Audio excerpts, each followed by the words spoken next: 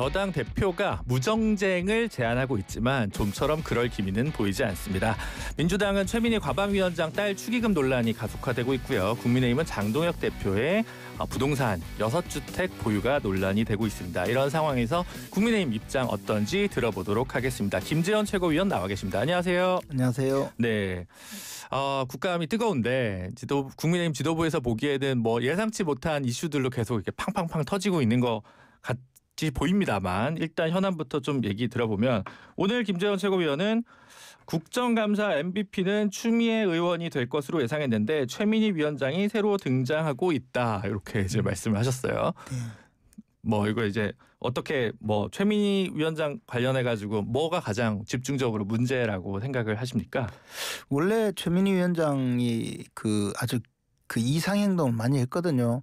과학방송통신위원회 이쪽에서. 네. 그렇게 해서 사실 굉장히 좀 뉴스의 중심이 되기는 했죠. 굉장히 좀 안 좋은 쪽으로. 그런데 최근에는 이 따님의 결혼식을 알리는 단계부터 네.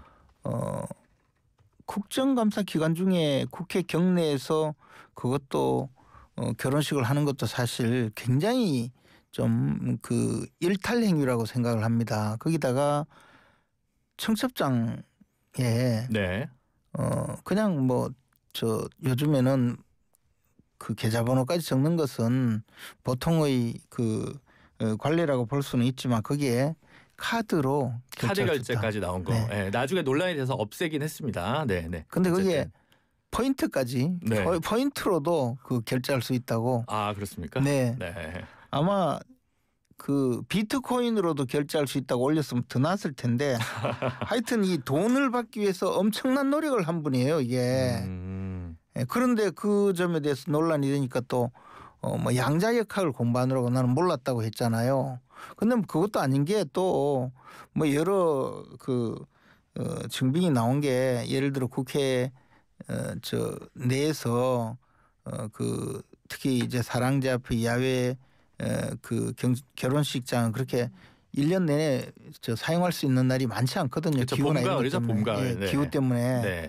그런데 그래서 아주 경쟁이 좀 치열한데 신청할 때 최민희 의원의 아이디를 동원해서 신청을 했다는 것도 밝혀지고 이래서 여러 가지 논란이 되었는데 그 정도는 또 약간 잡음일 수가 있는데 결국에는 이제 축의금을 받은 그것이 또 자신의 스마트폰에 적혀 있고 그것을 돌려주네 입금을 했네 이런 내용까지 나오면서 상대방 명의까지 나오니까 이것이 국회 상임위원장이 소관 관련되는 이해관계자들로부터 축의금을 받은 것이고 이것이 당초에 논란이 시작될 때부터 우려되었던 일이 실제 벌어지고 있고 이것은 형사처벌의 대상이 되다 보니까 계속적으로 논란이 되고 있는 거죠. 네. 근데 어쨌든 지금 사진이 찍혔는데 네. 그 사진 찍힌 게 이제 입금 내역이 막 나왔잖아요. 네.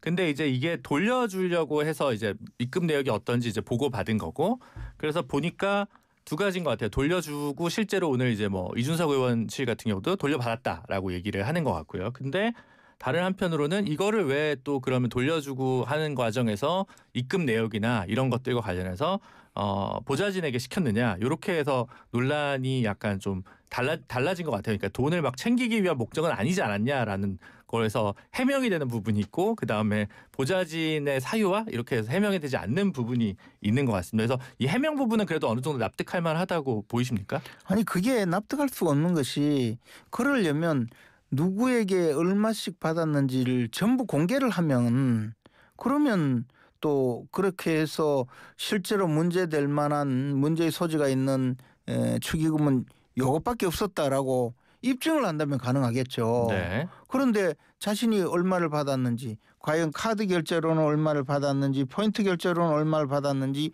현금 봉투로는 얼마를 받았는지 그리고 누구누구에게 받았는지 그거 전혀 드러나 있지 않지 않습니까? 그냥 이게 아마 보좌진이 확인한 축의금이 아니고 의원 사무실로 갖다 준 축의금 중에서 이거는 좀 논란이 될 수 있다. 또는 의원에게 네. 의원에게 최민희 의원에게 보내야 될 축의금을 보좌진에게 보낸 그 경로를 통해서 보낸 축의금 중에서 일부를 돌려준 것 아닌가, 이런 것은 경위를 확인해야 되거든요.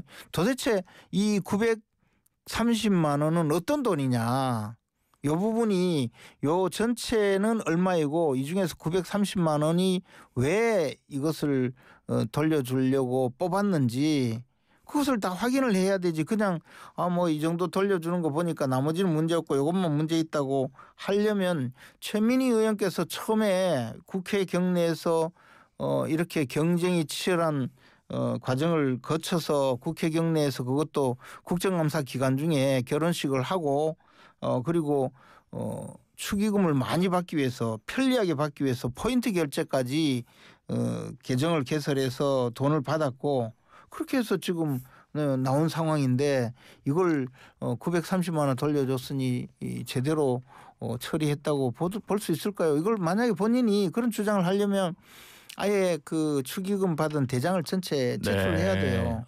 그리고 이게 또 하나는 이게 결국은 수사의 대상이라는 거죠. 그러니까 수사를 해서 명백하게 밝히는 것이 필요하다고 봅니다. 네. 근데 혹시 그 카드 결제까지는 저도 기사에서 봤는데 카드 포인트까지 되는 거는 혹시 어디서 확인하셨는지? 그 포인트라고 돼 있어요. 포인트로도 결제할 수 있습니다라고. 그렇습니까? 네. 예, 그때 당시에 카드에다가 포인트까지 나와 있었어요. 네, 알겠습니다.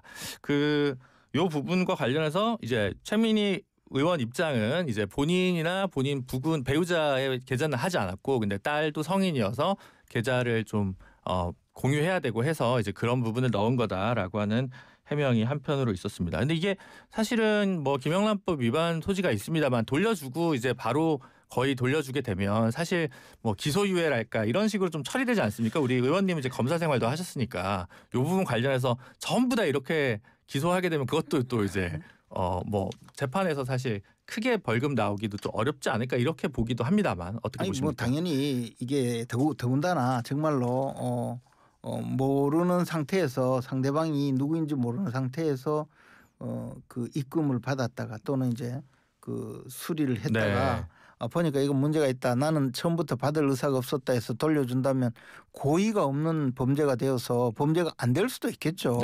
당연히. 그런데 문제는 초기부터 최민희 과방위원장은 돈을 많이 받고 돈을 아주 불특정 다수 누구든지 낼 수 있도록 그렇게 열렬히 광고를 했단 말이에요. 그런 상황이라면 예를 들어 이분이 내가 문제 있는 돈은, 문제 있는 축의금을 받지 않겠다고 했으면 하다못해 사전에 보도 자료라도 배포해서 유관기관에서 괜히 축의금 내지 마라든가 아예 아니면 상당히 많은 정치인들은 축의금을 받지 않는 경우도 많습니다. 그렇죠.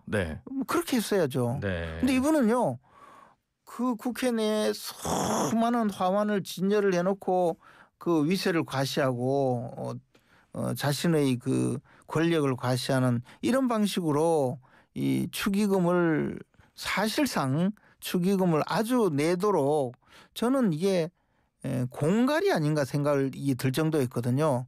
우월적인 권력을 이용해서 축의금을 내라고 강요를 한 것 아닌가.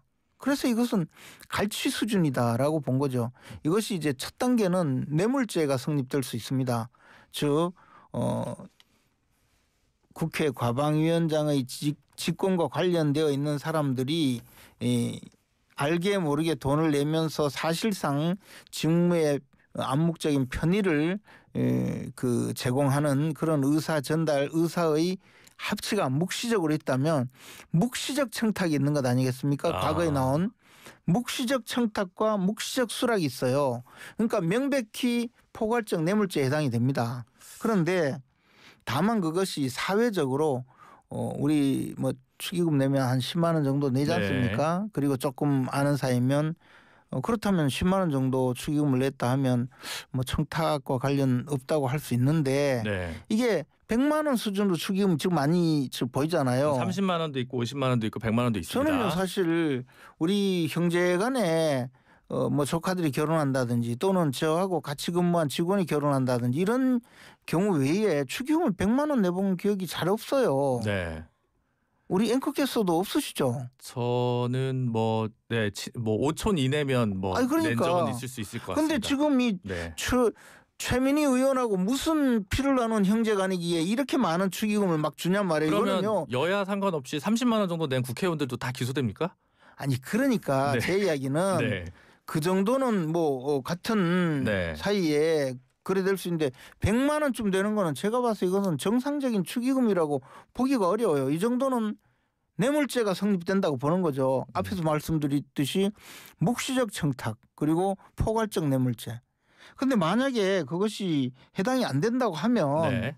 뭐 그저 그 정도까지 해당이 안 된다고 하면 명백히 이 김영란법 위반이죠. 네. 그렇지 않습니까? 어쨌든 100만 5만 원 이상이면? 이상이니까 예, 네, 이건 그거는 뭐- 문제가 좀 될 수 있죠. 예, 네. 그렇죠. 그래서 이게 알겠습니다. 5만 원 이상이 되는 네. 그럼 전부 다 제출을 해야 이런 되는데 김재원 의원의 얘기를 잘 새겨들어서 우상호 정무수석 자제분 결혼식이 또 있다고 해요. 조만간. 그래서 그 문제도 우상호 수석은 뭐 최민희 의원과 비교하면 했다는 그래도 거군요. 주말에 예, 했다는 했어요. 겁니다. 예.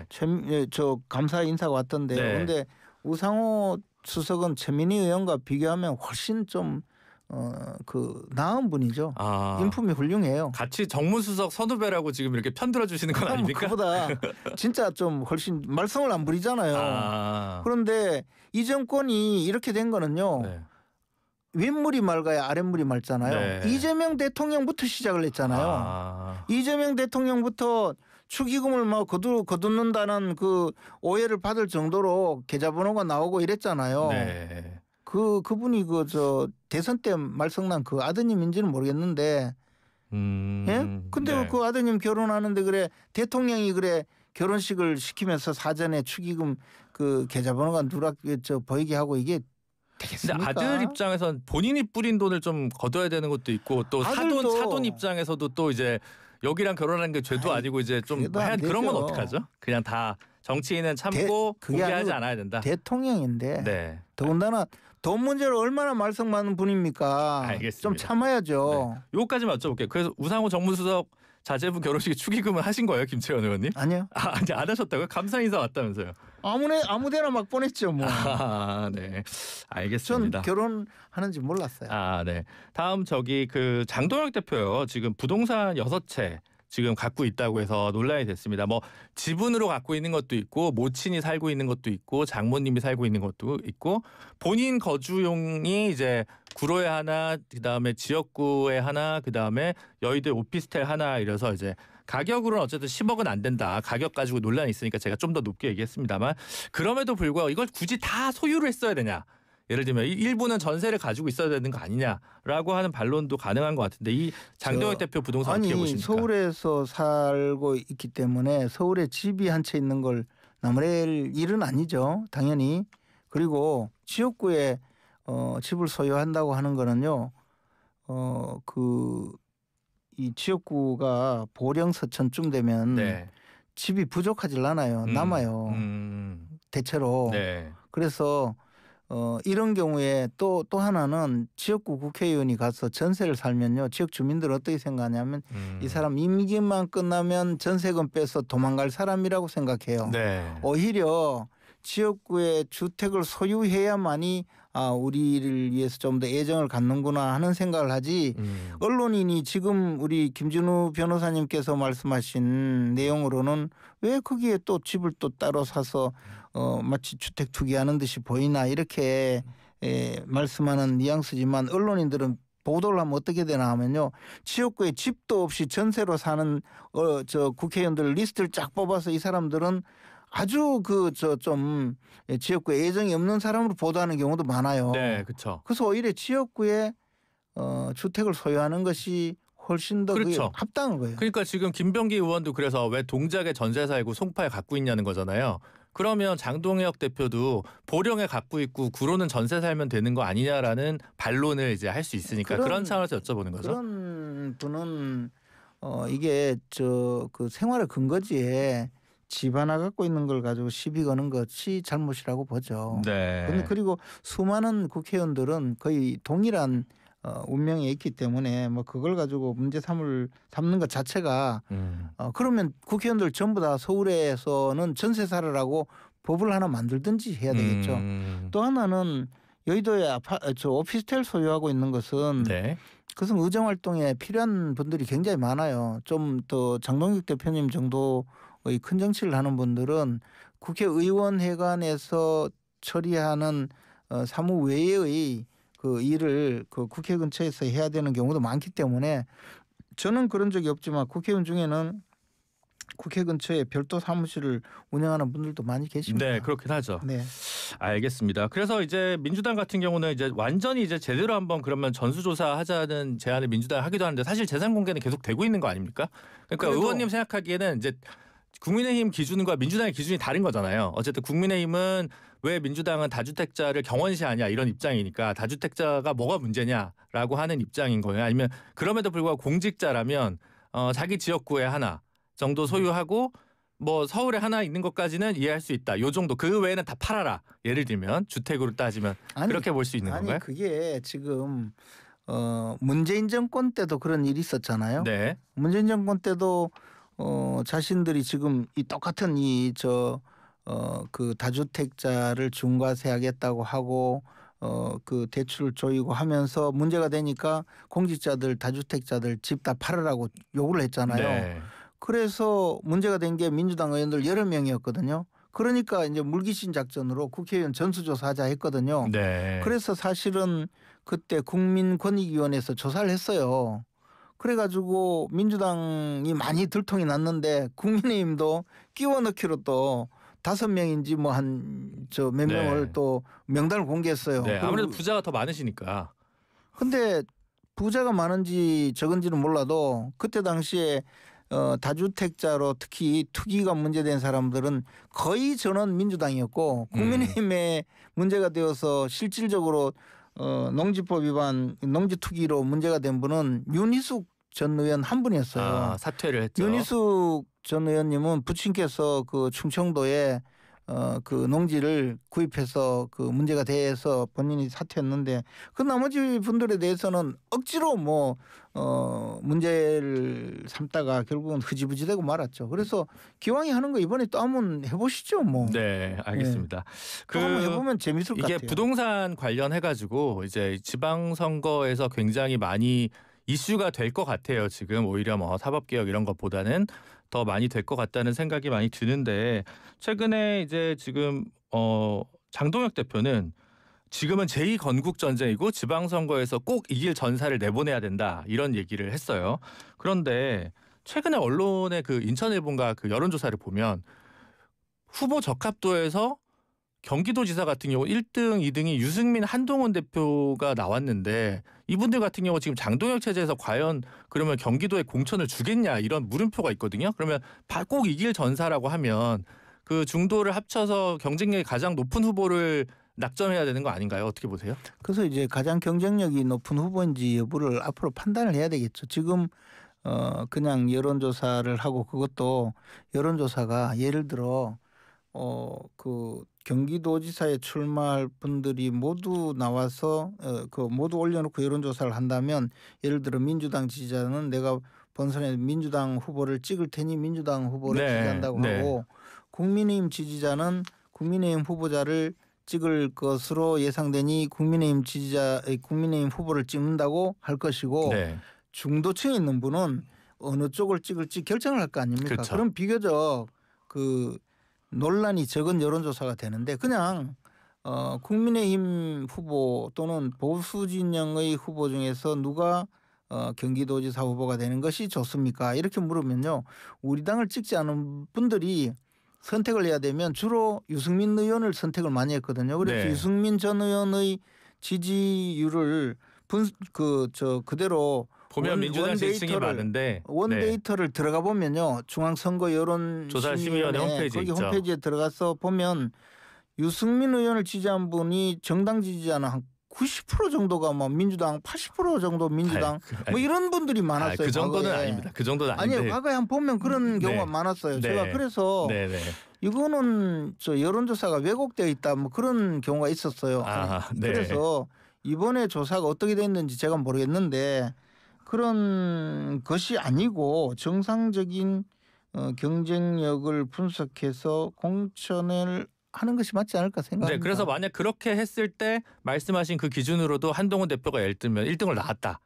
지지층과 중도층에만 한정해서 그렇게 될 아니, 경우 지지층, 지선 승리를 중도층 위해서 이런 것이 아니고 네. 우리 당은 그게 아니고 네. 우리 당은 경선 룰이 있어요. 네. 그 경선 룰에 따라 당원 50% 일반 국민 여론조사 50%로 해서 경선을 해서 뽑히면 그러면 되겠죠. 그 경선 룰의 근데 존중이 지금 우선이고 본선 경쟁력보다 이게 좀 결과가 다를 때가 있지 않습니까? 본선 경쟁력과 당내 경쟁력이 다를 때가 그게 있는데. 제가 다시 말씀드리지만 네. 그게 본선 경쟁력이죠. 아. 왜냐하면 아까 말씀하신 대로 그냥 전 국민을 대상으로 해서 누구가 좋으냐 하면 반은 우리 당 지지자가 아닌데 그분들이 좋아하는 분은 지정이 돼 있어요. 우리 당에.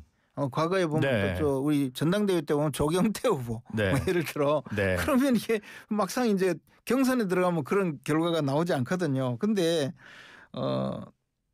그런 과정을 거쳐서 그 당헌 단계에 따라서 후보를 선출하는 것이 가장 경쟁력 있는 후보를 뽑는 거라고 봅니다. 문제는요. 아까 한동훈 후보 자꾸 말씀하셨는데 한동훈 전 대표는 지방선거에 나오지 않는다고 하니까 그 말이 그대로 관철이 된다면 아예 경선에 나오지 않겠죠. 나올 필요도 없다. 나올 필요가 없는 것이죠. 지난번에 오셨을 때 우리 김재원 최고께서 나도 지방선거의 현 시점에서 특별히 언급하는 것은 뭐 딱히 계획이 없다라는 논조로 얘기하신 것 같은데 최근에 영남일보에서 창간 80주년을 맞아 여론조사 전문기관 리얼미터에 의뢰한 여론조사 결과가 있는데 지난 13일, 14일 이틀간 만 18세 이상 경북도민 806명을 대상으로 한 여론조사거든요. 늘 그렇듯 자세한 내용은 중앙선거 여론조사 심의위원회 홈페이지에서 확인하실 수 있고 이게 이제 ARS 조사인데요. 이제 무선 가상번호 100%라고 하고 그런데 1위는 이철우 현 지사가 19.8%인가요? 나오고 2위에 김재원 최고위원께서 10.5%로 나와 있습니다. 그러면 이거 민심이 이렇게 향하고 있는데 지금 경북도지사와 관련돼서 행보를 이제 좀 적극적으로 해볼 생각이 있으신가요? 어쨌든 뭐 제가 경북에서 정치 활동을 3선을 하셨죠. 그리고 20년 넘게 정치 활동을 했고 제 고향이고 제가 앞으로도 경북에서 활동을 하기 때문에 그런 그 지역 주민들의 의견은 그 깊이 경청하고 있습니다. 지난번 말씀은요 대구시장 나가냐고 질문을 하셨기에 네. 아직까지 그에 대해서 그쵸. 깊이 생각하지 않는다고 말씀드렸고 네, 경북지사가 예. 이제 떠오르군요. 알겠습니다. 앞으로 또 지켜보도록 하겠습니다. 다음에 또 뵙겠습니다. 오늘 감사합니다. 고맙습니다. 네, 지금까지 김재원 국민의힘 최고위원이었습니다. 지역 속으로 주민 속으로 신뢰와 공감을 기반으로